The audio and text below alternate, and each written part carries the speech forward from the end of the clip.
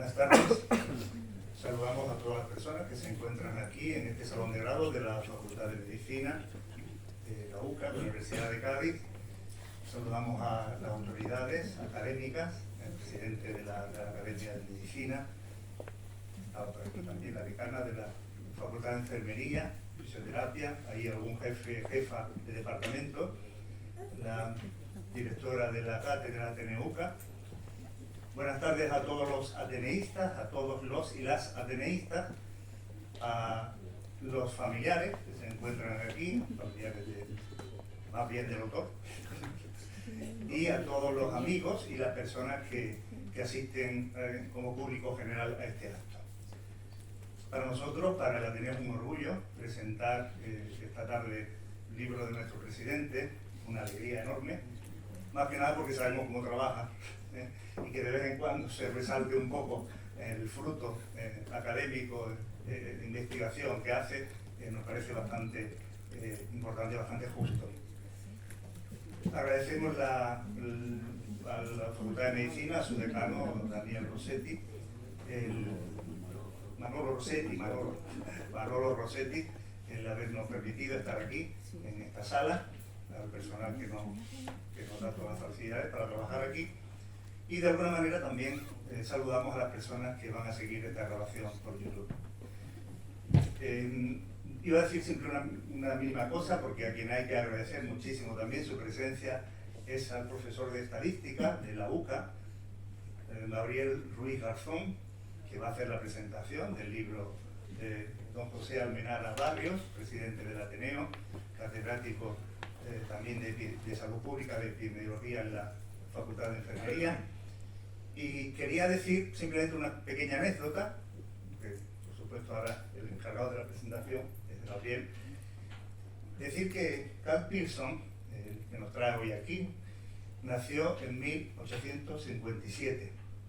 El Ateneo nació en 1858. El origen de las especies por medio de la selección natural, el origen de las especies se quedó después, se tituló así, en 1989. Y un año después, y un siglo después, nació don José Almenara, don José Almenara Barrios, con lo cual sigue la saga, y de alguna forma esperamos mucho de su libro, que es una auténtica maravilla, y de la presentación que va a hacer Gabriel. Muchas gracias, Gabriel, y gracias, Pepe.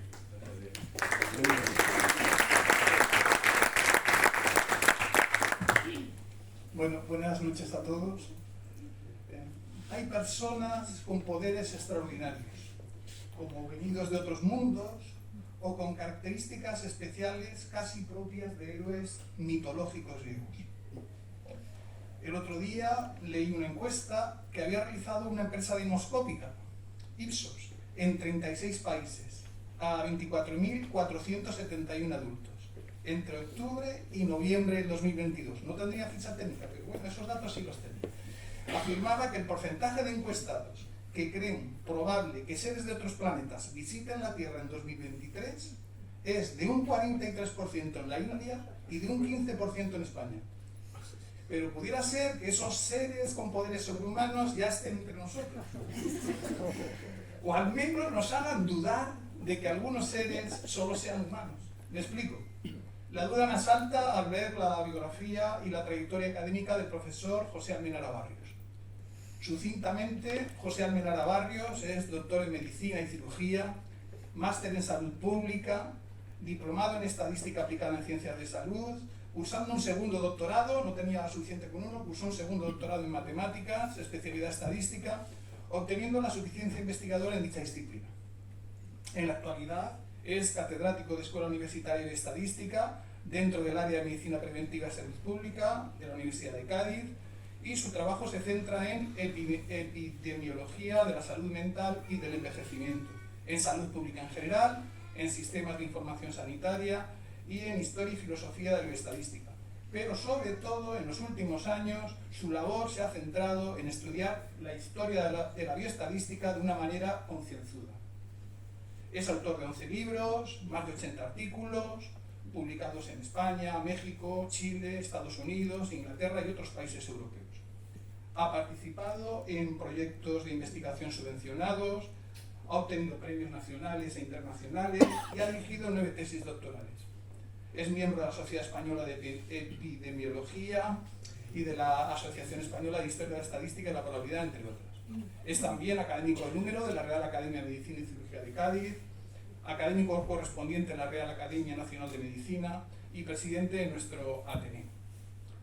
Además de este extraordinario bagaje académico a sus espaldas, el autor se encierra durante 7 años para elaborar el manuscrito que nos presenta y sumergirnos en la vida y en la obra del insigne científico Karl Pearson, a caballo, como bien ha dicho Diego, entre el siglo XIX y comienzos del pasado siglo, a través de 5 capítulos bajo el título Karl Pearson, inventor de la biometría y creador de la estadística contemporánea.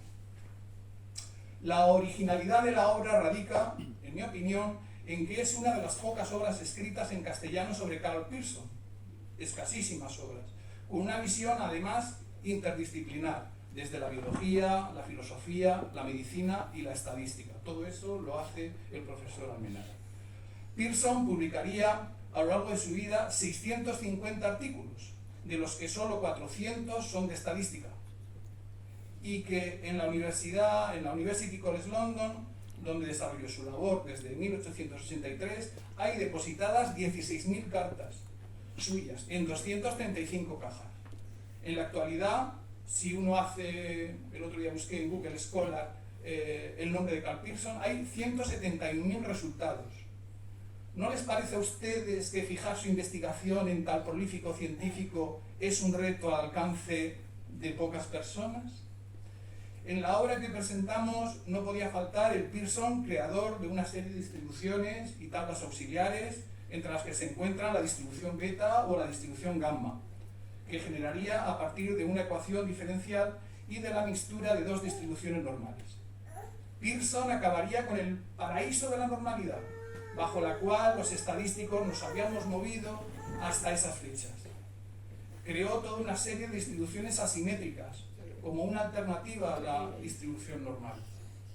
Pearson, como un dios justiciero, nos expulsó del paraíso de la normalidad, donde las técnicas estadísticas hasta entonces se venían aplicando. Ahora tocaba reinventarse y trabajar con otro tipo de modelos. El centro de gravedad de la estadística pasaría de pivotar sobre el concepto de media a hacerlo sobre el concepto de desviación típica. Para la historia de la estadística son importantes unas conferencias impartidas por Pearson en el Brigham College el 28 de noviembre de 1891, donde aparecen los conocidos histogramas, denominados time diagram, o el concepto de desviación típica, aparecido el 31 de enero de 1893. Junto con el zoólogo Walter Weldon y bajo la influencia de Galton, fundaron la Escuela Biométrica para resolver problemas biológicos relacionados con la herencia, la evolución y la genética, que aceleraron la creación de nuevas técnicas estadísticas. Así, idearía conceptos tan comunes para nuestros estudiantes de estadística de hoy en día, como el coeficiente de variación, el coeficiente de asimetría, de apuntamiento, la moda, las tablas de contingencia o de bondad de ajuste, entre otras. Definió lo que él llamó momento producto y que Fisher llamaría covarianza, tal como actualmente se enseña a nuestros estudiantes. Así como las correlaciones directas e inversas, extendiendo el rango de variación del coeficiente de correlación de -1 a 1. Pearson nos puso sobre aviso ante la posibilidad de obtener correlaciones espurias, es decir, que 2 variables presenten un coeficiente de correlación alto, pero que no exista ninguna relación de causa-efecto entre ellas. Karl Pearson, en uno de sus primeros artículos, obtendría el método de los momentos, que nos permite estimar los parámetros de las distribuciones a partir de datos muestrales, derivando los momentos de la distribución binomial. En 1896 introduciría el álgebra matricial en la estadística, además de la regresión parcial y múltiple. Hay una anécdota acaecida con un alumno suyo llamado Luis Napoleón Georges Filon, alumno destacado de Pearson, que nos habla bien de su carácter, del carácter de Pearson. En una conferencia en que Karl estaba impartiendo, titulada Teoría Matemática de la Estadística, enunció que una cierta integral era 0. El alumno, Filón, hizo ver a su profesor Pearson que no lo era. Y Kahn, reconociendo su error, incluyó al alumno junto a él como un autor de un artículo de 82 páginas, titulado Contribuciones matemáticas a la teoría de la evolución 4 sobre los errores probables de las constantes de frecuencia y sobre la influencia de la selección aleatoria en la variación y la correlación. Pearson publicó el test de bondad de ajuste de H cuadrado entre una distribución teórica y otra observada. Por cierto, considerado por muchos como uno de los 20 descubrimientos científicos más importantes del siglo pasado. Hoy en día vivimos quizás en una abundancia de datos, en lo que se ha llamado Big Data, pero en aquella época no era así. Lo que los estadísticos necesitábamos eran datos, no nos sobraban, hoy nos sobran. En aquella época nos faltaban. Y Pearson tuvo que ir personalmente al Casino de Mónaco a estudiar los resultados de rojos y negros de una ruleta. Resultados que también eran publicados regularmente en el periódico Le Monaco. Con el inconveniente de que los periodistas se inventaban en algunas ocasiones esos datos, dificultando a Pearson la obtención de conclusiones estadísticas veraces. Para Karl Pearson, hasta que los fenómenos de cualquier rama de conocimiento no hayan sido sometidos a medida y número, no se puede decir que se trate de una verdadera ciencia. Pearson fue también el primero en fijar la distribución normal multivariante, como bien afirma en su libro el profesor Almenara, en su forma moderna, tras el descubrimiento por Francis Isidro Edgeworth en 1892.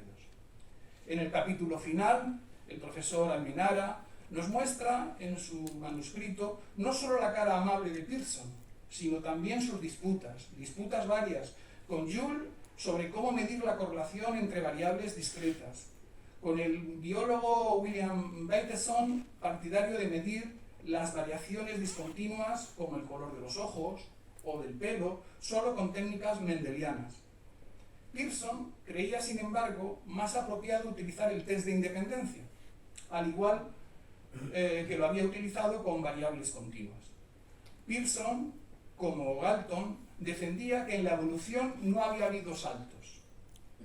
Natura non facit saltus, es decir, la naturaleza no hace saltos, tan solo hay una gradación continua de la variación favorable en la distribución de la descendencia, al contrario de lo que defendían los partidarios de la mutación. Los problemas de la publicación del artículo de Pearson, donde exponía sus ideas, llevaron a Weldon y a él a fundar la revista Biométrica, donde los datos fueran los que avalen las afirmaciones teóricas. Nunca un proceso de revisión de un artículo por pares había conllevado el nacimiento de una revista como fue, en este caso, Biométrica. Posteriormente, el test del H cuadrado le sirvió a Fisher para ver la casi total concordancia entre los datos publicados por Mendel en sus experimentos con guisantes y los esperados teóricamente, lo cual hizo posible la síntesis entre Darwin y Mendel, entre la biología y la genética. Decía Pearson que fue Galton el que primero me liberó de mi prejuicio de que las matemáticas solo podían ser aplicadas a fenómenos naturales. Había aquí por primera vez una posibilidad, decía Pearson.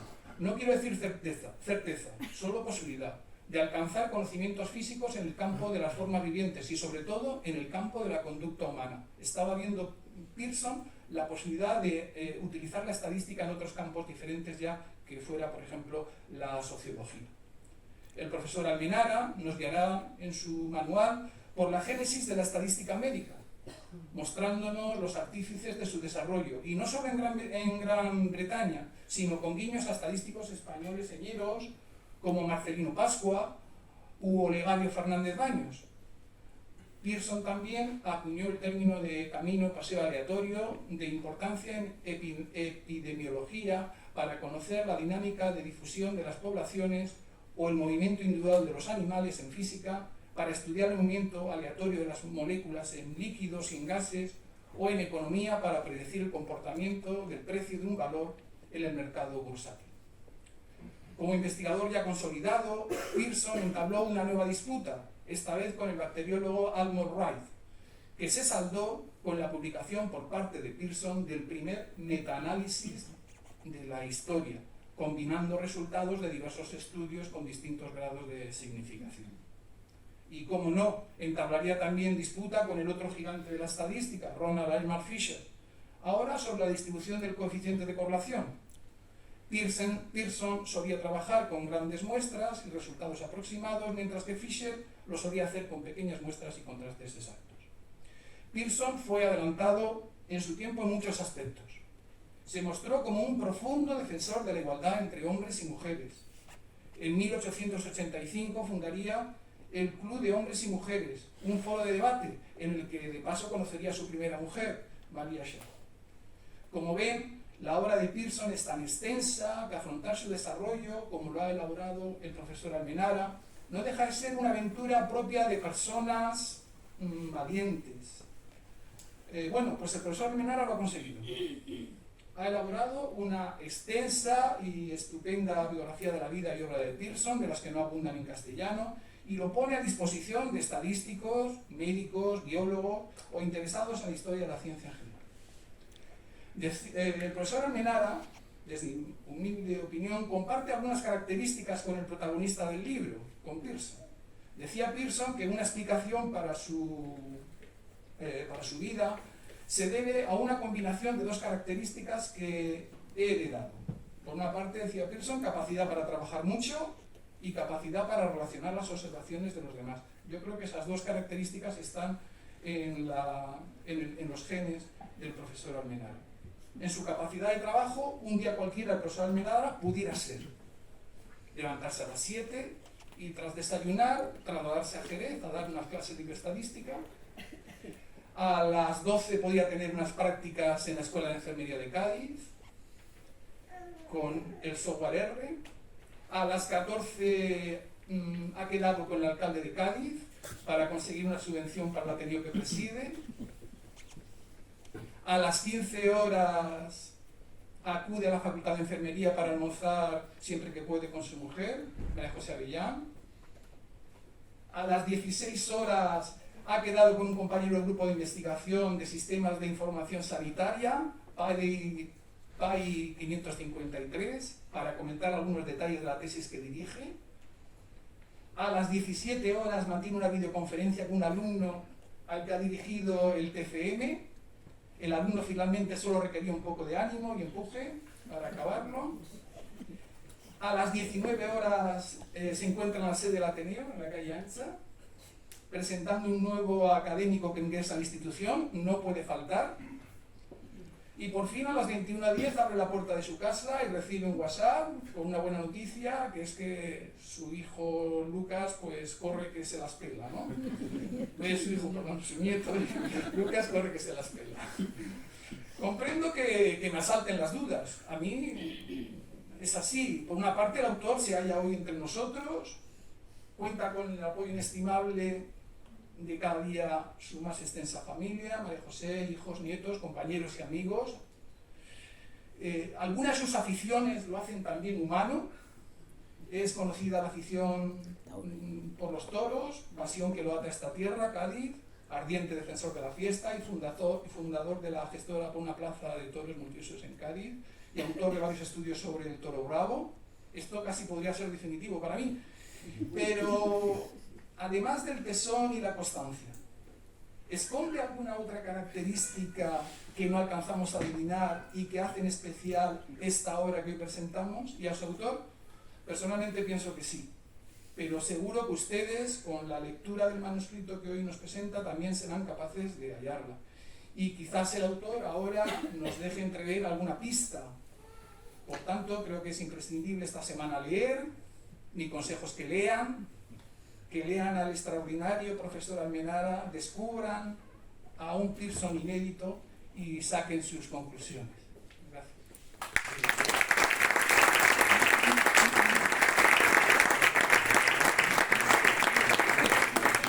Muchas gracias al profesor Ruiz Garzón por su brillante, al amigo Javier, por su brillante exposición, efectiva exposición, y deseoso de escuchar al autor de la obra.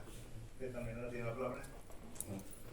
Muchas gracias, Diego, y muchas gracias, querido amigo Gabriel. Lo mejor que puedo hacer es callarme, vamos, y punto, porque ahora cuesta trabajo trabajo hablar, pero en fin, bueno, es lo que toca. Voy a intentar hacer una semblanza del texto, más que entrar quizás en profundidades, pues una semblanza de lo que es el texto. Creo que la introducción del mismo estaba bien recogida, voy a leer algunos pasajes de la misma. Y comienzo. Por cierto, él nace el 27 de marzo y yo el 28 de marzo, que eso se te había olvidado. En algún momento de este libro nos preguntamos si Karl Pearson es uno de los últimos filósofos científicos de saber abarcador, o un científico de lo que Wilson, un científico precursor de lo que Wilson ha bautizado como consciencia, presuponiendo que no se puede adquirir una perspectiva equilibrada estudiando las disciplinas a retazos, sino a través de la búsqueda de esa consciencia entre ellas. Tal unificación será difícil, pero pienso que es inevitable. Desde el punto de vista intelectual tiene sentido y gratifican los impulsos que surgen del lado admirable de la naturaleza humana. En la medida en que las brechas entre las grandes ramas del saber puedan reducirse, la diversidad y la profundidad del conocimiento aumentarán. Lo harán debido a la cohesión subyacente lograda y no a pesar de ella. La empresa es importante. Por esta razón adicional, confiere un objetivo último al intelecto. Promete que más allá del horizonte hay orden y no caos. Pienso que es inevitable que aceptemos la aventura y vayamos allí y descubramos qué hay. Pearson representa el emblema de un periodo histórico que abarca desde el siglo XIX hasta bien entrado el XX, donde los científicos daban valor a la interdisciplinaridad. Yo he vivido siempre en ese contexto, en esa intersección. Para unos soy estadístico, para otros soy médico, depende con quién esté. Su formación fue abarcadora. Se graduó en matemáticas en la Universidad de Cambridge. Además se formaría en física, biología, historia y literatura alemana en la Universidad de Berlín y de Heidelberg. Estudió más tarde leyes, siendo admitido como abogado en el Inner Temple, que es uno de los colegios de abogados de Londres, en 1881. Y nunca dejó de lado su interés por la filosofía, la religión o la política. Todo cuanto le interesaba lo abordó de manera entusiasta, yo diría que de manera apasionada. Y fue esa amplitud de miras lo que le convierte en el inventor de la biometría, en el precursor de los métodos estadísticos empleados en cualquier rama del saber. Para que fuera posible la odisea inventiva de Karl Pearson, fue necesaria la suma de darwinismo con eugenesia y la aniquilación de la causación filosófica, sustituyéndola por la correlación estadística. Esa síntesis de ocurrencia muy improbable solo fue milagrosamente posible en la mente de un hombre con su formación e inmerso en la época que le tocó vivir y que intentó transformar. La cita que encabeza el libro está puesta en boca de Maimónides y nos dice que nadie puede trabajar sin las herramientas adecuadas. Y fue Karl Pearson quien impulsó nuevas herramientas que fueron cruciales para el desarrollo de las investigaciones en diversas disciplinas. El objetivo de este libro es tratar de demarcar el motivo que llevó a Pearson a la creación de unas herramientas cuantitativas que han permitido desde entonces a muchos científicos, independientemente de su especialidad, llevar a cabo determinadas investigaciones, instaurando paralelamente un lenguaje científico estándar. Para tratar de contestar nuestro interrogante, hemos mirado hacia atrás en la historia. Somos conscientes de la advertencia de Tales, que dice que la historia es opaca. Se ve lo que aparece, no el guión que produce los sucesos, el generador de la historia. Nuestra forma de captar estos sucesos es en buena medida incompleta, ya que no vemos qué hay dentro de la caja, cómo funcionan los mecanismos. Nuestro porqué es moderado, no proviene del experimento, deriva de una mirada retrospectiva de la historia, de un personaje improbable como lo tildó Porter. Este trabajo trata de presentar a Karl Pearson en su contexto, puesto que la motivación fundamental del trabajo es por qué llega a lo que llega. Y se propone identificar las motivaciones, por lo tanto, que determinaron su crecer. Para ello se articula en 5 capítulos. El primero se centra en el personaje y su época, evaluando las primeras influencias, entre las que destaca la de Henry Bradshaw, que le enseñó el significado de la minuciosidad y de la paciencia en las tareas investigadoras. El desarrollo del pensamiento filosófico, político y social es desgranado en el capítulo segundo, donde se enfatiza la defensa denodada que hace de un razonamiento filosófico racional y su incorporación final a un ideal político de carácter socialista, reformista y no revolucionario. Analizamos las obras de este periodo, de manera singular el texto La ética del libre pensamiento. Conceptualmente, el proyecto filosófico de Pearson enlaza con la idea de descubrimiento científico, pero en ningún momento equipara el libre pensamiento con ciencia. En sí mismo es un pensamiento metafilosófico. El libre pensamiento hace del libre pensador el dueño de su propia razón, lo hace señor del mundo. El tercer capítulo lo dedicamos íntegramente a un texto capital en la obra de Karl Pearson, que es la gramática de la ciencia. Pearson publica su primera edición, siendo muy joven, en 1892, y en ella explicita lo que era hasta ese momento su posición filosófica y científica. A lo largo de todos estos años de juventud, Pearson logró reunir y sintetizar el conocimiento que necesitaba para entender el saber como una unidad. Será una experiencia personal lo que le aboca a comenzar sus investigaciones estadísticas. Necesitaba considerarse miembro de una revolución científica real, que vendría representada por el darwinismo. Así, en el capítulo cuarto, lo que hacemos es, desgranamos el camino hacia el evolucionismo, la eugenesia y la biometría, sus relaciones con Galton, con Wellman, y las figuras siempre presentes de Darwin.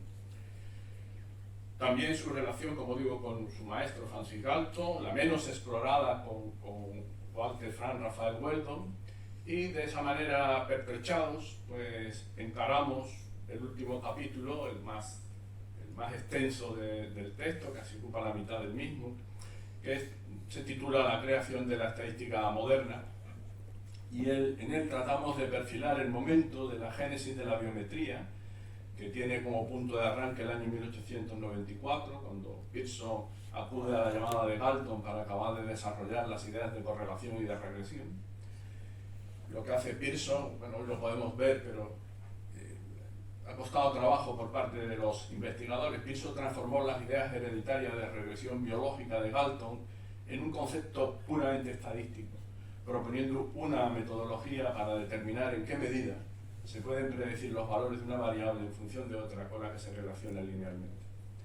Desde ese punto de arranque evaluamos las obras estadísticas fundacionales y seminales, abordamos la capital controversia con los mendelianos, que, como decía nuestro amigo Gabriel, pues propició la fundación de la revista biométrica, las polémicas con Joule o con Fisher, la creación de la Escuela de Estadística Médica, promovida por un discípulo suyo, Mayer Wilbur, o la fundación del primer departamento de estadística aplicado de la historia.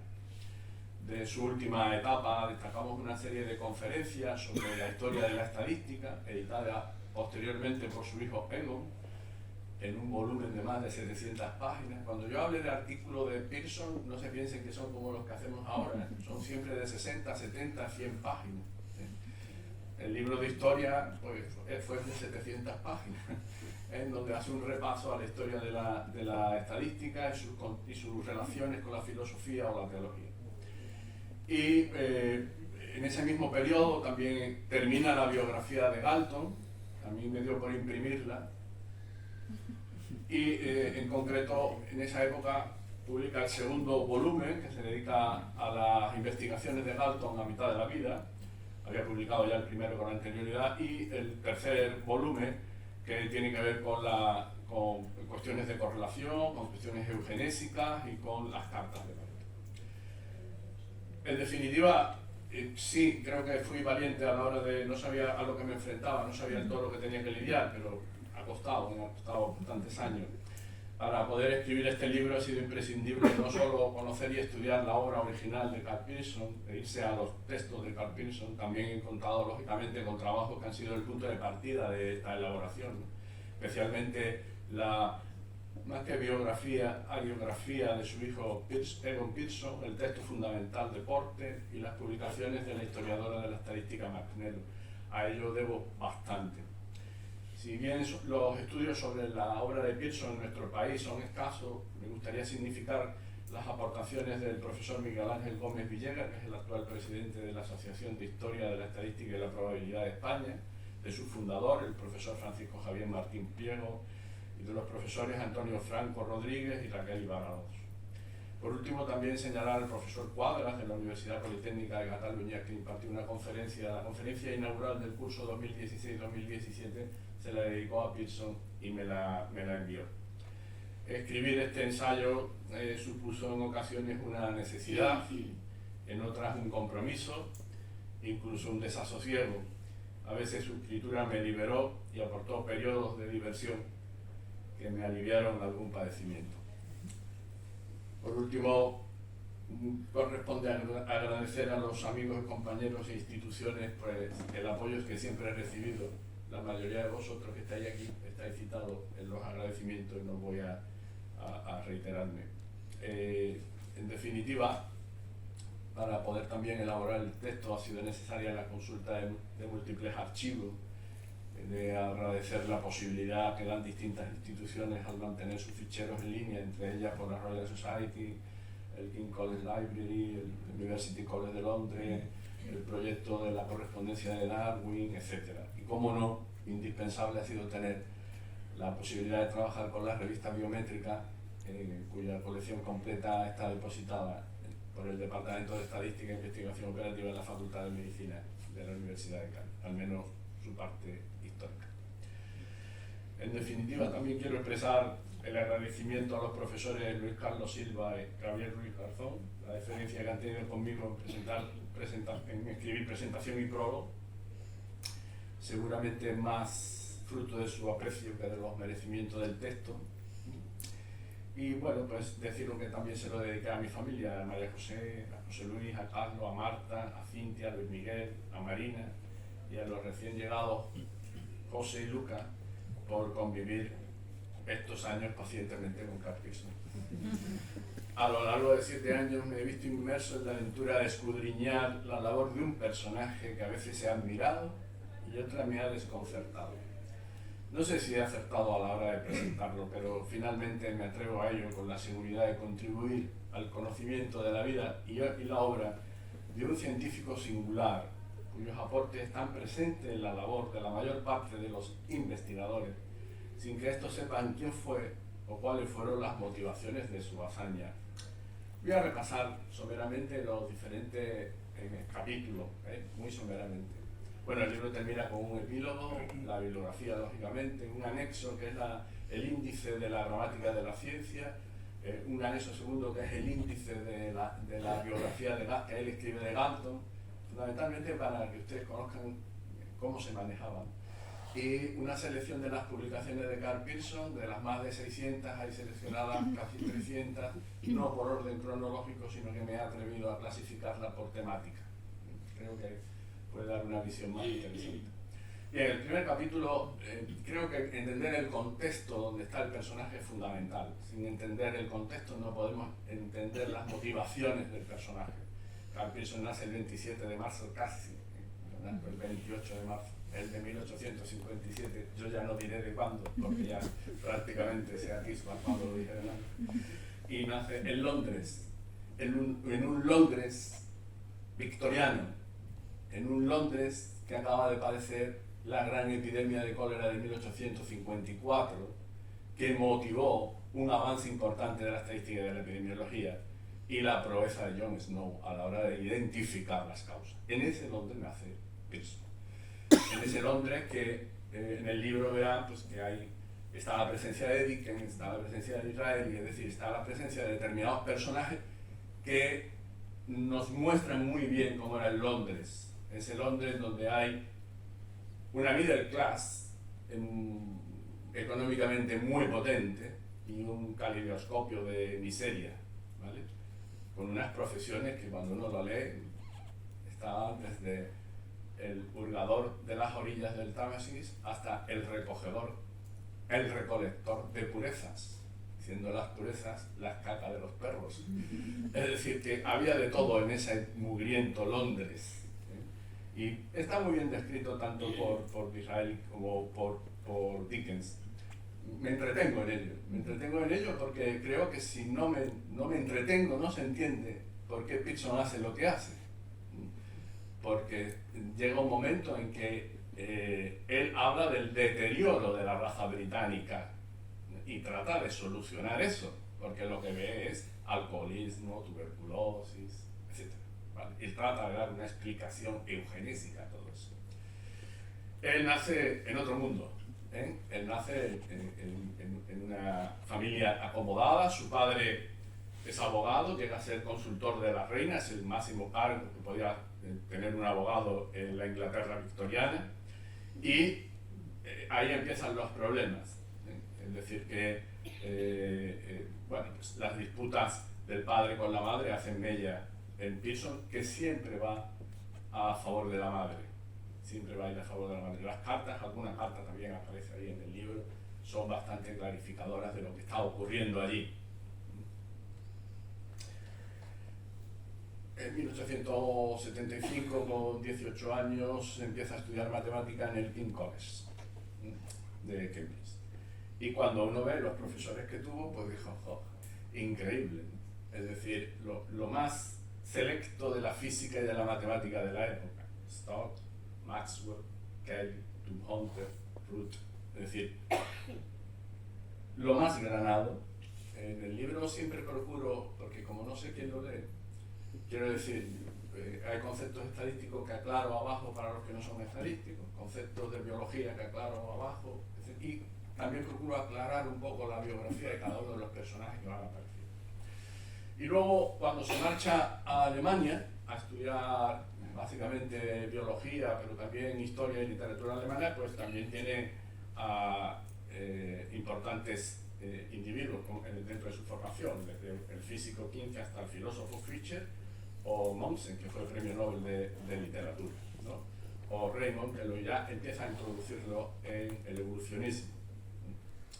Bien, quizás, como les decía antes, uno de los personajes que más... Porque Pearson es un obsesivo del método. Él dice que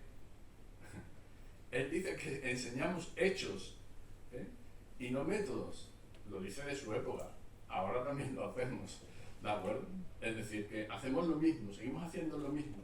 Y él recuerda cómo esa idea del método se la introduce un profesor de griego que tuvo. Dice, no me acuerdo de nada del griego, pero sí del método. Y alguien con el que trabaja en esa línea es con el bibliotecario. Era el bibliotecario ideal, pero algo más, el guía de los jóvenes inexpertos. Y después de su regreso a Alemania, pues la influencia de este hombre en él es importante, bastante importante. Y es el que empieza a adiestrarle en el método, en la minuciosidad de la investigación, y así. De tal manera que ya en 1882, cuando escribe su primera obra, lo hace con un seudónimo, con el seudónimo de Loki, y la obra es The New Werther. Es decir, la influencia de Alemania, de los ¿por qué no me deja? La influencia de Kant es importante. Él había escrito el Werther, el que revolucionó el romanticismo en Europa, y Pearson hace lo mismo, lo hace igual. Es una carta que escribe a su amada y le leo nada. En el libro dice, no esperes que yo te hable de ningún sistema o método. No sé por qué no se va a lo que quiero.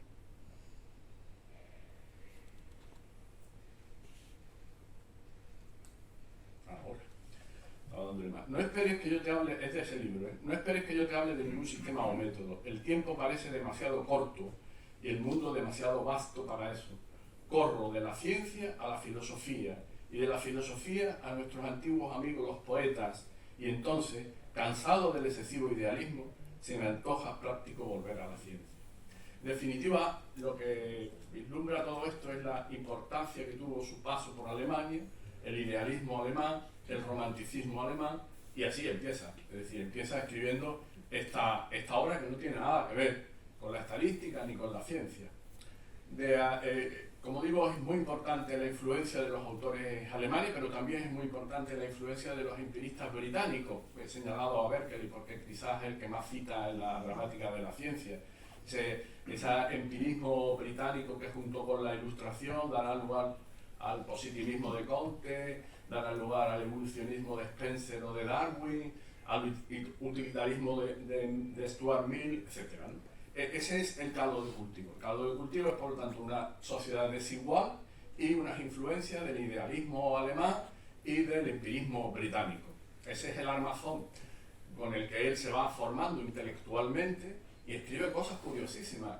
En 1882 escribe La Trinidad, una nueva representación de la pasión para el siglo XIX, con el subtítulo del Hijo o la victoria del amor.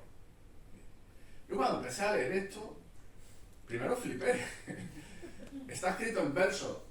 Y luego dije, ya sé de dónde copiaron en Jesucristo Superstar. ¿Qué es eso? Es decir, la obra es la visión de Judas en contraposición con el pensamiento de Cristo. A Judas lo llama, curiosamente lo llama, fijaros, en el lenguaje de los escritos éticos religiosos de Pearson, Judas representa, y lo dice así Pearson, el entusiasmo de la plaza de mercado. Es decir, el que no piensa, ¿no? Dice, vamos a hacer esto, venga, para adelante, ¿no? Y a alguien, ese es Judas para Pearson. Sin embargo, Cristo es el idealista, el que piensa que las cosas son de otra manera, y una figura importantísima es María Magdalena, Jesucristo Superstar.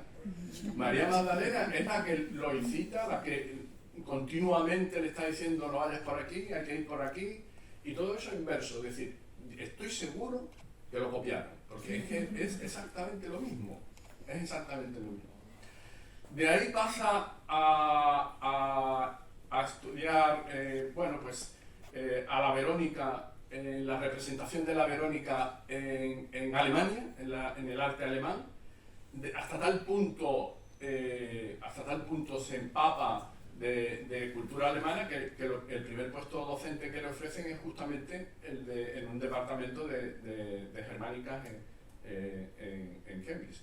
Menos mal que dijo que no, porque si no lo hubiéramos perdido, hubiéramos ganado posiblemente a un humanista especialista en literatura germánica, pero hubiésemos perdido al padre de la estadística.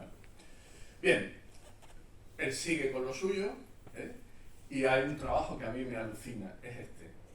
Es decir, es el revisionismo que hace sobre Maimónides y Spinoza.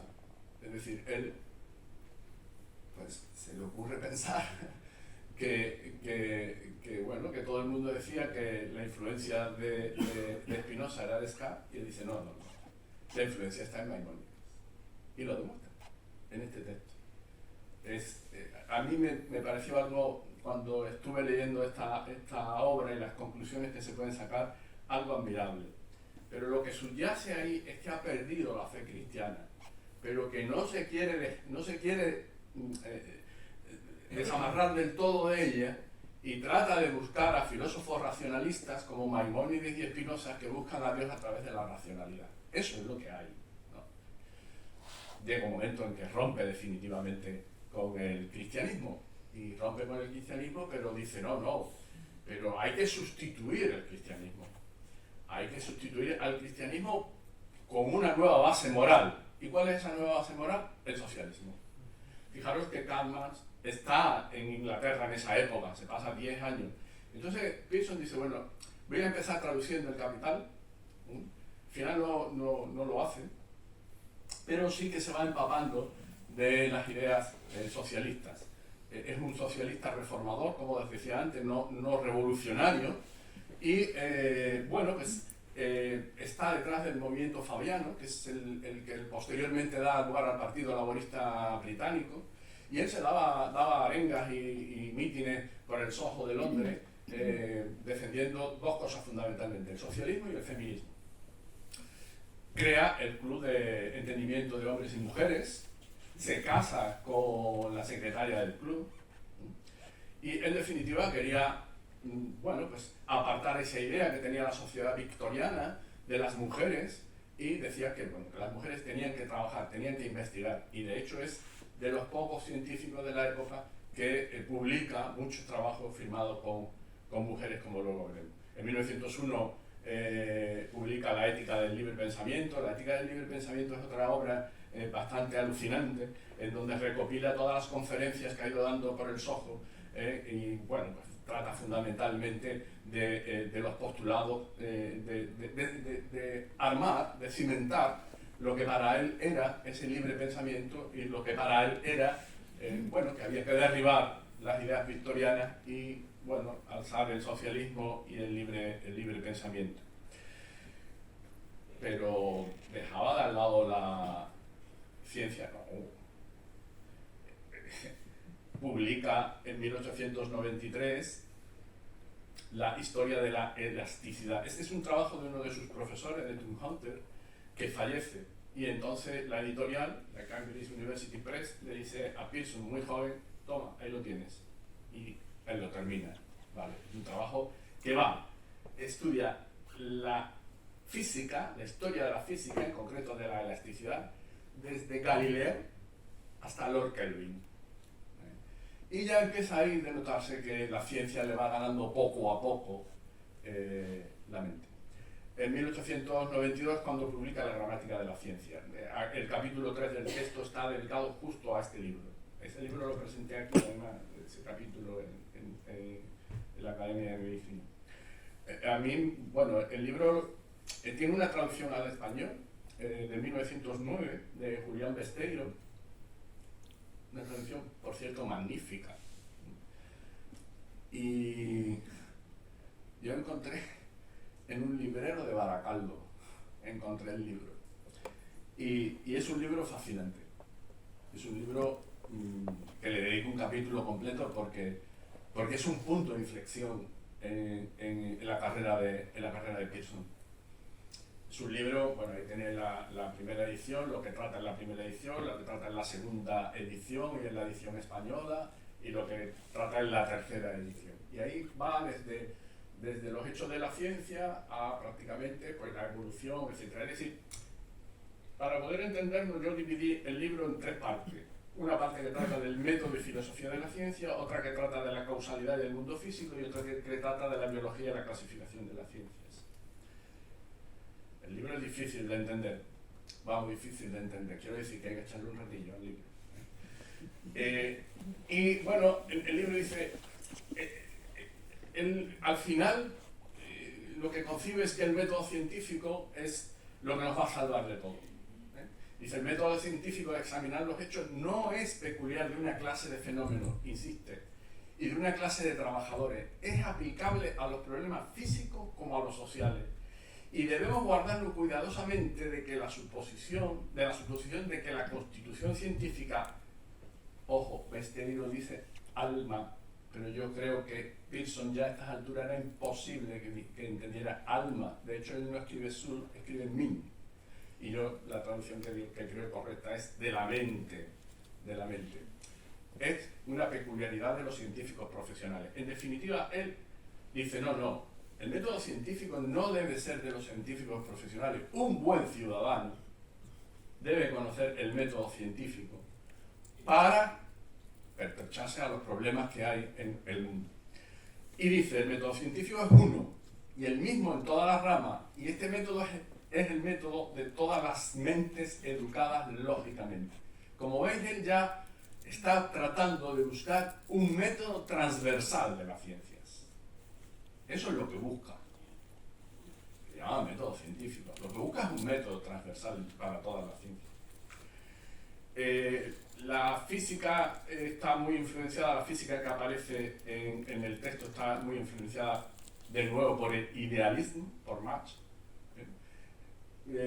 Bueno, él habla que las percepciones, las experiencias, las sensaciones, empirismo de nuevo, son las concepciones que dan fundamento a toda la física de Pearson. Y divide la parte de la física en espacio y tiempo, la geometría del movimiento, materia y las leyes del movimiento. No me voy a detener. Ahí aparece la geometría y aparece el concepto de relativo El movimiento se encuentra que es relativo, nunca absoluto. Por ejemplo, carece de significado hablar del movimiento de un punto sin referencia al sistema respecto al cual es considerado el movimiento. Muchos autores ven ahí ya el relativismo. Claro, no lo van a ver si es el libro que recomendaba Einstein a sus discípulos. Es decir, que Einstein, el primer libro que le dice a los de la Academia Olimpia, que era donde se reunía, el libro que hay que leerse es este. Este es el libro, porque ahí ya aparecen prácticamente las primeras ideas relativistas, de las cuales en la última edición Pearson se hace eco y ya escribe sobre teoría de la relatividad en la última de las ediciones de la gramática, en la última edición de la gramática de la ciencia. En definitiva es un libro que en la última parte está dedicada a la biología y ahí vemos cómo va cómo nos va llevando a la eugenesia ya prácticamente, ya aparecen postulados eugenésicos dentro de ese texto. Y en definitiva es un libro capital de la historia de la ciencia. Yo no diría que tan capital como El origen de las especies, pero muy importante al cual se le ha dado poco eco. Un libro que entre sus lectores, críticos y gente que escribió sobre el libro, pues está Lenin, por ejemplo, o está Neyman. Lenin desde la altura de un Lenin filósofo, Neyman desde la butaca del estudiante, porque él lo lee siendo estudiante y se queda asombrado de que existan postulados como los que describe Pearson en ese libro. Ya saben que Neyman, para los que no son estadísticos, pues uno de los padres de las pruebas de hipótesis tal como la conocemos en la actualidad, junto con el hijo de Pearson. Y también tuvo críticas, pero críticas no de cualquiera, ¿eh? Tuvo críticas de Peirce, uno de los grandes matemáticos y filósofos norteamericanos. Casi en su obra ya casi se está viendo cómo aparece el bayesianismo, o el propio Thomas Kuhn, el padre de la película de los paradigmas, ¿no? Del libro de la historia de las revoluciones científicas, que es la que nos trae el concepto de paradigma a la ciencia actual. En definitiva, no es un libro que haya pasado desapercibido. El capítulo 4, me voy a entretener poco. En el capítulo 4, pues es Darwin el que está allí. Porque Pearson necesitaba de tratar de engancharse a una idea importante, por muchas razones, y esa idea es el darwinismo finalmente. El origen de las especies de Darwin, de 1859, va a influir en toda la ciencia, la filosofía, la teología del momento, y por supuesto en Dalton. Dalton es primo de Darwin y es el primero que trata de matematizar la teoría de evolución de Darwin. Ahí tienen el primer gráfico, uno de los primeros gráficos de la regresión, ¿no? Donde trata de evaluar cómo regresa la estatura media de los hijos dependiendo de la estatura media de los padres, ¿no? En definitiva, Dalton trata de matematizar la teoría de la evolución de Darwin y, bueno, pues el capítulo termina con una tabla que me costó trabajo, pero que es una tabla que empieza con Linneo y termina con Pearson. En esa tabla trato de hacer un recorrido sobre toda la parte de la biología que tiene que ver con la evolución y que tiene que ver con las ideas de herencia. Empieza, como digo, Linneo, cuyo paradigma podría ser la taxonomía de la clasificación, por Buffon, aristotelismo, evolución gradual de la naturaleza, etc. No les aburro, y termina con Carl Pearson y la gramática de la ciencia, que lo podemos encuadrar como un neodarwinista que tiene en cuenta la herencia, que se va perfilando hacia la eugenesia, al evolucionismo, que crea la biometría y muchos de los postulados de la estadística matemática. Voy ya un poquito de prisa porque no les quiero tampoco aburrir, además quiero que compren el libro y se lo todo, pues. En fin. Quizás el periodo en el cual desarrolla Pearson la estadística y que da pie a la estadística actual es el periodo que va de 1892 a 1900. Y de aquí le señalo algunas obras, para no cansarle. Una es la de 1894, que comienza lo que él llama contribución a la teoría matemática de la evolución, ¿vale? Que son una serie de trabajos que comienzan en 1894 y terminan en 1916. Todos de 50, 60, 70, 80 páginas, nada que ver con lo que hacemos ahora. Bien, y en este artículo fue donde, bueno, propuso el término de desviación estándar. Fijaros, la estadística, lo decía antes Gabriel, empieza a moverse del hombre medio a la dispersión, a lo extraordinario, ¿vale? Y utiliza por primera vez la letra griega sigma para denotarlo.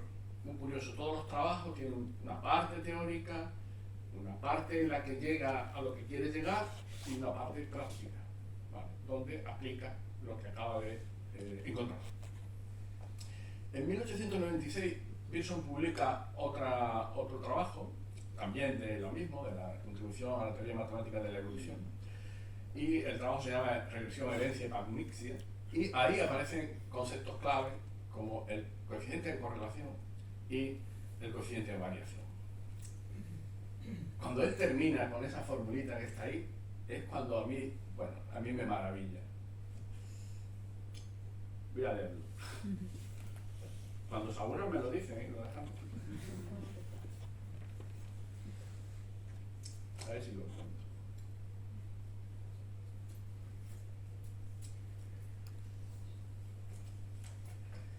Bien, lo que escribí. Dice, cuando observamos la fórmula, después de todo el desarrollo, cuando observamos la fórmula con la que Pearson expresa el valor de R, nos acordamos de su máxima de la gramática. En la gramática dice, la ley es, abro comillas, una descripción breve en taquigrafía mental de un orden tan amplio como es posible de la secuencia de nuestras impresiones. Vemos cómo ha conseguido encerrar toda una larga historia de causación filosófica en una mínima expresión que permite determinar la correlación entre dos variables. Acaba de dar una patada a todo lo que se había escrito sobre causalidad, porque él decía que, la física de su época estaba imbuida de causalidad filosófica y teológica que él quería quitarle en medio. Y por eso llega a la correlación. Y lo expresa taquigráficamente, como a él le gusta expresar. ¿Vale?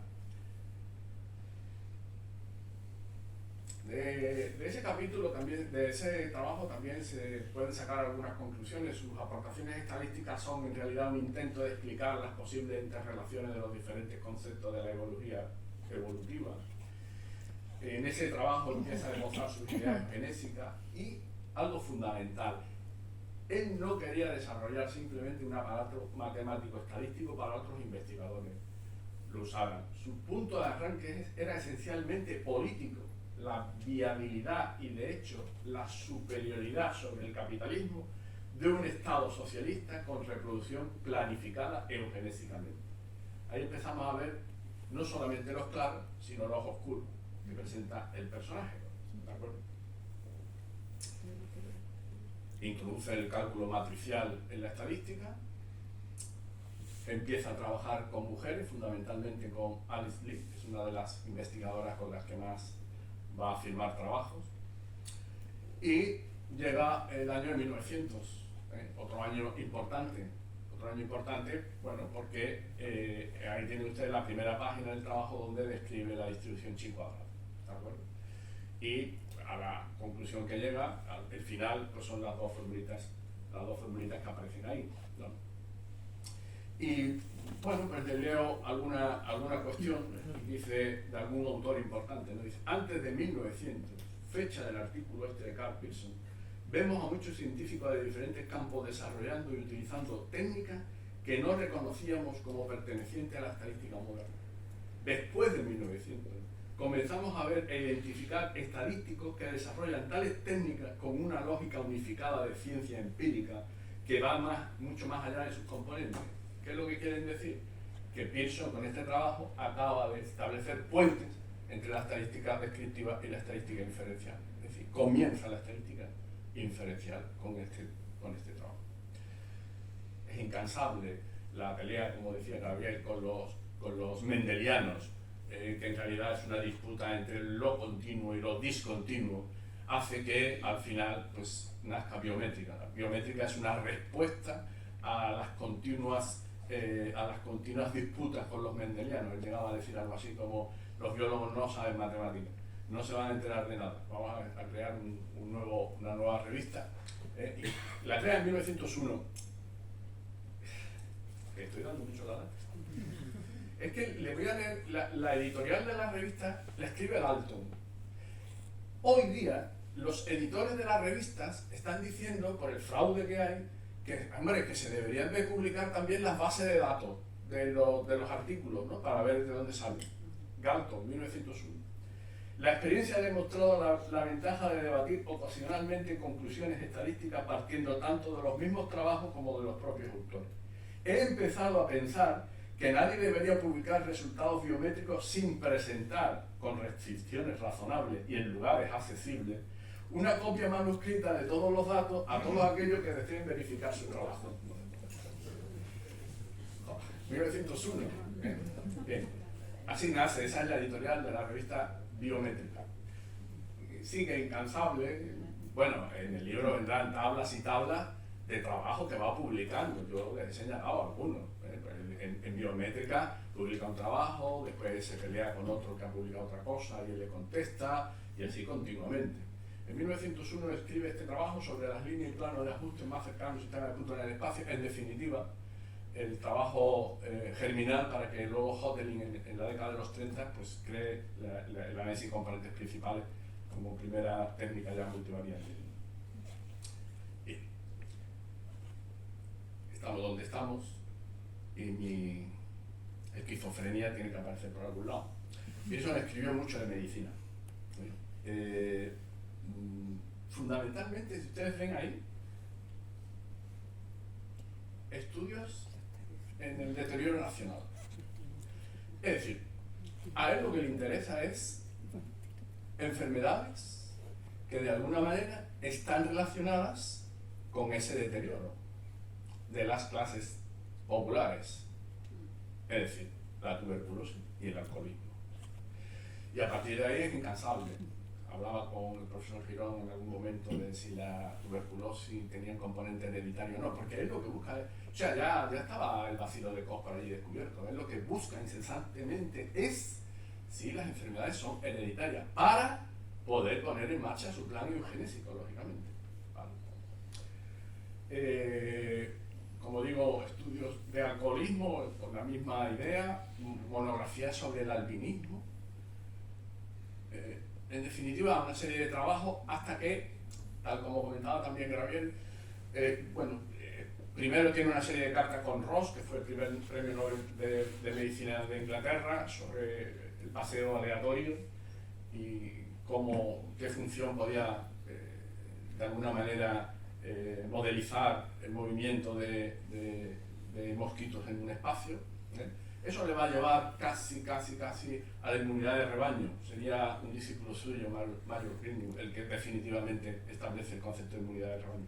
Pero a mí me interesa traerles aquí, está bastante bien explicada en el libro, la controversia que establece Conrad, uno de los bacteriólogos más importantes, sobre la necesidad o no, mejor dicho, la efectividad o no de la vacuna antitifoidea. Y bueno, pues como no se ponen de acuerdo, pues es en este trabajo, en este informe sobre cuestiones estadísticas publicado en el British Medical Journal, donde aparece el primer metaanálisis de la historia. En relación, bueno, es mentira, no es el primer metaanálisis de la historia, nosotros ya vimos otro antes, pero bueno, el metaanálisis moderno, el primer metaanálisis moderno de la historia es este. En donde trata pues empieza a unir trabajos y resultados de diferentes estudios. Y a partir de estos trabajos hay un estudiante de medicina, Mayor Greenwood, que lee la gramática de la ciencia y dice: yo cuando sea mayor quiero ser igual que Pearson, ¿no? Y entonces pues se va con él y empieza a trabajar con Pearson. Y bueno, pues se dan cuenta de la falta de formación estadística de los médicos, en fin, En definitiva, bueno, en España hasta 1977 no se pone un pequeño curso de estadística en la carrera de medicina. Y al final pues crea la Escuela de Estadística Médica Británica. Él es el primer, es el primer profesor de esa escuela. Ahí tienen ustedes, bueno, pues el recorrido de Greenwood. Si ustedes hacen algún análisis de supervivencia, se lo deben a Greenwood, que lo publicó en un estudio sobre la supervivencia del cáncer. Y bueno, en definitiva es el introductor moderno de los métodos estadísticos en medicina. Alumno de Greenwood fue Raymond Pear, biólogo norteamericano que estuvo en los que formaron el primer consejo editorial de Biométrica, que terminó, como no, peleado con Carl Pearson, pero que fíjense, quien introduce la estadística moderna en Estados Unidos es este señor. Es decir, corresponde no a un médico, no a un estadístico, sino a un biólogo. Es el introductor de la estadística moderna en Estados Unidos, que luego empezaron primero con aplicaciones en medicina, luego en psicología, luego ya llegaron los matemáticos y empezaron a seguir esa estela.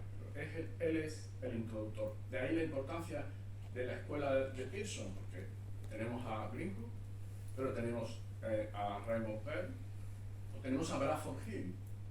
Bradford Hill, que no era ni médico ni estadístico, era economista, fue discípulo de Mario Greenwood y es el creador del ensayo clínico. El ensayo clínico es un ejercicio de estadística, en donde se forman dos grupos de manera aleatoria, a uno se le da el fármaco, al otro se le da un placebo, y en definitiva luego hay un análisis estadístico de los datos. El introductor del ensayo clínico en la década de los años 50 es ese señor que tienen ustedes ahí, alumno de Pearson, alumno de discípulo, y fue el que siguió en la cátedra a Mario Greenwood, el que escribe el primer texto de estadística médica, pudiéramos decir, moderno, y que tuvo más impacto, y como digo, fundamentalmente el padre del ensayo clínico, y además de los criterios de causalidad dentro de ese ensayo y dentro de la medicina en general. Y pongo también a un bioestadístico español, a Marcelino Pascua Martínez, que posiblemente es el más importante de los bioestadísticos españoles y que fue también alumno de la escuela de Pearson. Es decir, estaban sentados en la misma clase, en Bradford Hill y Marcelino Pascua. Marcelino Pascua, cuando se crea la Organización Mundial de la Salud, él ya era profesor de bioestadística y epidemiología en Baltimore, en la Johns Hopkins, y desde Ginebra dice, bueno, vamos a crear dentro de la OMS, vamos a crear una oficina de estadística y necesitamos a alguien que dirija la oficina de estadística. El primer director de la oficina de estadística de la Organización Mundial de la Salud es un español, es Marcelino Pascua Martínez, alumno de Pearson. En definitiva, ya no los voy a aburrir más. El 27 de abril de 1936 fallecería Carl Pearson a los 79 años de edad, muy cerca de Londres. Desde su anhelo juvenil hasta el final de su vida, Pearson trató de interrogar a la naturaleza, trató de entender las cosas que no se dejan percibir de una forma singular, midiendo, pesando y analizando. Y para ello inventó las herramientas adecuadas. Pearson dispuso que se leyera en su funeral unos versos del funeral de un gramático, del poeta Robert Browning, que dice algo así como, es la traducción que hice: este hombre decidió no vivir, sino conocer. A lo largo de su productiva y extensa carrera, Pearson logró poner en marcha laboratorios, revistas, crear el primer departamento de estadística aplicada. Por cierto, se llamaba Departamento de Estadística Aplicada gracias a Florence Nightingale, la creadora de la enfermería moderna, y que pasa también por ser una de las primeras mujeres estadísticas. Y publicó más de 600 trabajos. Pero hay algo más. A lo largo de estos años me han preguntado en más de una ocasión por qué mi interés por Carl Pearson. ¿Por qué debe importarnos su obra? ¿Por qué debe interesar conocer su biografía? Y yo creo que es porque siguen existiendo motivos. Entiendo para que Karl Pearson sea deslumbrante. Logró producir algo que le ha sobrevivido al establecer los fundamentos de la estadística contemporánea. Ayudó a organizar nuestra representación del universo. Brillantemente se ha señalado, su metodología estadística no solo transformó nuestra visión de la naturaleza, sino que también proporcionó a los científicos un conjunto de herramientas cuantitativas para realizar investigaciones, acompañado de un lenguaje científico universal que estandarizó la escritura científica del siglo XX. Sus discípulos, las escuelas por él creadas y su influencia en el devenir de la estadística mundial, que también analizamos en el texto, en definitiva su legado, ha permitido que los científicos de cualquier rama, aunque no sepan quién fue Karl Pearson, tengan una metodología potente con la que tratar de probar sus hipótesis físicas, económicas, médicas, epidemiológicas, psicológicas, ambientalistas, antropológicas, meteorológicas, demográficas, etc. Para nosotros Karl Pearson es el creador de la biometría y de la bioestadística, el precursor de la estadística matemática y de los métodos de la estadística contemporánea. Permítame una pamplina final. Cuando ustedes meten en Google Pearson Correlation, aparece 140 millones de resultados. Supongo que la NECA le echará los papeles para atrás, porque es muy citado, evidentemente. Pues nada, muchísimas gracias. Si tienen alguna pregunta.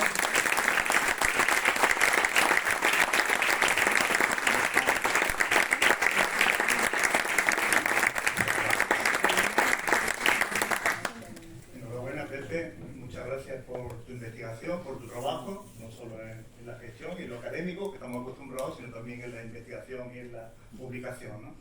Ahora, sobre todo, y en nombre de Pearson, también te lo agradecemos. Somos conscientes de que el tiempo ha sido breve, porque lo defiende con mucha pasión y tiene mucho que contarnos. Yo recomiendo vivamente la obra, porque la verdad es que prácticamente la base, está estupendamente narrada la biografía, la base filosófica y científica es una maravilla, está muy bien narrada, muy bien fundamentada, y encima, efectivamente, como decías antes, acabas de decir, la gente que nos dedicamos un poquito a las ciencias sociales y a la educación y tal, pues es verdad que tenemos que agradecer que la estadística haya impulsado no solo las ciencias naturales, las ciencias sanitarias, sino las ciencias sociales.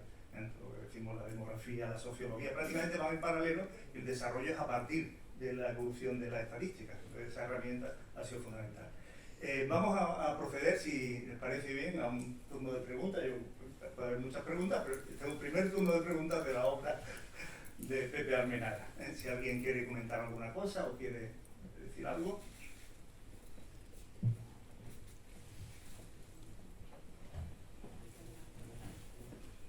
Aprovecho también, lo hice antes, para saludar a algún expresidente de la Academia de San Dionisio, que está por aquí, del Ateneo, presidente de honor, que nos saludé antes, por romper el hielo, por romper el hielo. También me ha gustado muchísimo toda la parte filosófica, como él efectivamente es una persona con unos conocimientos muy eruditos, unos conocimientos interdisciplinares enormes de todo, ¿no? De filosofía, de ciencia, prácticamente de todo. A mí me llama la atención cómo va pasando, tú estás detenido en el caso de lo de la Pasión de Cristo, comparando cómo va pasando, propio también de la época, cómo va pasando de un movimiento a otro, de una forma de pensar a otra, muy lógica, ¿no? Cómo va pasando de ese idealismo, romanticismo alemán, ¿verdad?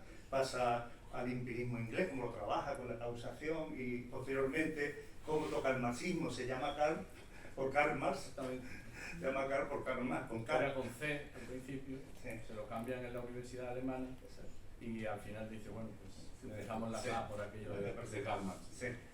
Luego a los judíos, Maimónides, Spinoza, bueno, prácticamente todo, la política, el evolucionismo. Yo te haría una pregunta, él con Galton, cuando el tema de los Venecia, los problemas de la cuestión de los Venecia, fue bastante denostado, con el tema de los Venecia. Con el avance luego de la teoría de la evolución y el tema y la evolución de la genética, ¿no? Entre Darwin, Mendel y tal, y dónde ha llegado todo el genoma humano y dónde ha llegado todo esto, es difícil aventurar qué postura tendría él ahora, cuando efectivamente la eugenesia está ahí y se va a practicar ya mismo, ¿no? Y se va a hacer en los próximos años. evidente. Éticamente todos sabemos que tiene muchos beneficios y perjuicios, muchas ventajas e inconvenientes, pero está ahí y lógicamente va a funcionar. ¿Cuál sería la postura de Pearson? ¿Te atreves a decir algo? Sí, me atrevo, claro. La eugenesia de Pearson y de Galton es muy pueril. No es una eugenesia como la podríamos entender en la actualidad. Yo creo que era una eugenesia muy pueril en el sentido de que ellos lo que preconizaban es que había que tener base científica suficiente para promover los matrimonios entre la gente excelente y disminuir los matrimonios entre la gente que ellos encontraban con algún problema. Problemas como podría ser la tuberculosis, el alcoholismo o cualquier tipo de deficiencia. Lo que ocurre con toda teoría científica es que luego uno no sabe hasta dónde puede llegar cuando uno no está, ¿vale? En definitiva, la eugenesia postulada por ellos luego sirvió al nazismo, que se aferró a una teoría científica. Es decir, pero yo estoy seguro, y de hecho hay razones para estarlo por alguna de las declaraciones, que ellos hubiesen estado en contra absolutamente de todo el movimiento nazi y de todo ese problema. La eugenesia empieza a adquirir más fuerza con Davenport. Davenport es uno de los editores de Biométrica, es uno de los que pone dinero. Y Davenport termina en Estados Unidos, bueno, pues abriendo la oficina de eugenesia de Estados Unidos, que fue la que verdaderamente impulsó las ideas e impulsó prácticas eugenésicas que podríamos ya empezar a llamar prácticas rentables, ¿no? Pero yo estoy seguro de que tanto Pearson como Galton tenían, date cuenta que ellos sobre todo Pearson, para Pearson socialismo y eugenesia y método científico y ciencia era lo mismo. Es decir, ellos querían denostar un Estado capitalista, reformarlo mediante el socialismo y mediante prácticas científicas que favorecieran que la raza pues, no tuviera los problemas que ellos veían. Por eso es importante leer el capítulo primero, porque es importante conocer dónde estaban, en el Londres en el que se encontraban, en la Inglaterra decimonónica en la que se encontraban, y los problemas que tenían, claro. ¿Una pregunta? Sí. Pues yo, como no podía ser de otra manera, y como yo creo que es expresión generalizada de la sala, ¿no? O sea, nuestra satisfacción por tan excelente presentación. Y yo le quería hacer una pregunta. Un enciclopedista, parece que se trata de un personaje renacentista que se ocupó de tantas materias y tal, hizo algunas aplicaciones de la estadística realmente a otras áreas que no fueran la de medicina, por ejemplo, pues sí, a la religión, también lo aplicó. a la historia, a la religión, incluso a la propia política, ¿no? No sé si... Él utilizó fundamentalmente, aparte de lo que hemos dicho, en antropología y en psicología. De hecho, él, junto con Galton, son los precursores de una psicología, de una psicometría, por decirlo de alguna manera, y también ellos fueron precursores de esa antropología. De hecho, a Pearson, el Instituto Antropológico de Berlín es el primer extranjero en conseguir la medalla de Virchow en antropología. El primer científico no alemán que la consiguió. Bueno, Pearson tuvo muchos premios, la medalla Darwin, miembro de la Royal Society, y bueno, pues sí que la aplicó fundamentalmente en otros campos, prácticamente en la física, en la antropología, en la psicología.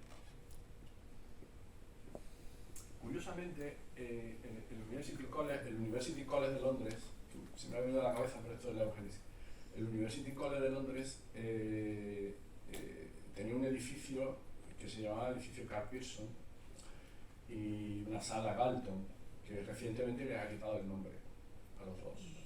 Por ese revisionismo que tenemos, yo conseguí la carta del rector en la que se explica y tal, ¿no? Un intento de no herir susceptibilidades, de conciliar con se dice ahí, con el esfuerzo que ha hecho el sindicato de estudiantes. Ahora se llama sala 200 no sé cuánto y sala 300 no sé cuánto, pero les ha quitado el nombre tanto a una como a la otra, fundamentalmente al edificio Carl Pearson. Cuando Carl Pearson lo fue todo el University College de Londres, cuando Carl Pearson en la Primera Guerra Mundial transformó el laboratorio biométrico en un laboratorio al servicio de las Fuerzas Armadas británicas para cálculos de trayectoria de proyectiles, para cálculo de movimiento de las hélices de los barcos. Él transformó su laboratorio en un laboratorio de guerra al servicio del ejército británico. Y cuando, bueno, pues ya hemos hablado de la Escuela de Estadística Médica o de lo que es el elemento clave de su obra, que es la estadística, el inventor de la estadística moderna. Es decir, bueno, pues ese revisionismo que a veces, bueno, pues creo que comete errores, y creo sinceramente que en este caso ha sido un error. Antes de finalizar, quería también destacar el peso que tiene el prólogo, la introducción que ha hecho también el profesor Gabriel Ruiz. La verdad es que es bastante denso, ¿verdad? Me gusta bastante y ilumina mucho. O sea, una magnífica obra. Simplemente agradecer a los dos, especialmente Pepe, claro, y que sí que animarte a seguir investigando en esta tarea, que hay mucho por delante y todavía queda algo que hacer. Bueno, muchas gracias, Diego, muchas gracias Javier, y muchas gracias a vosotros por estar aquí. Y si a alguno se le ocurre comprar el libro, pues ahora si quieres lo firmo.